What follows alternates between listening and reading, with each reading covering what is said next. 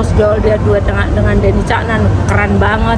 Jadi menurut saya memang malam ini juga sesuatu yang pasti penonton tunggu-tunggu. Belum lagi suara dari 30 lulusan Dangdut Academy yang suaranya luar biasa. Tadi openingnya menunjukkan betapa suara mereka itu memang dahsyat banget gitu ya. Jadi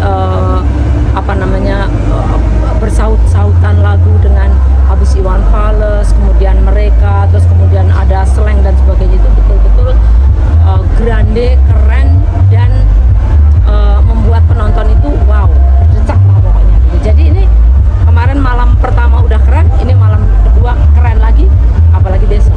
Nah, yang menarik ini 3 bocah Sigma, Bu. Oh ya, 3 bocah Sigma ini tadi lucu banget ya. Kalau kita lihat memang Rayansa ya, Iya. Rayansa itu agak pemalu ya, anaknya agak pemalu. Tapi kalau Kalisa Putri karena memang udah agak gede dikit ya, jadi udah 5 tahun, jadi anaknya lebih berani. Terus kalau Abang El, wah itu Mali, anak itu memang itu lucu banget ya.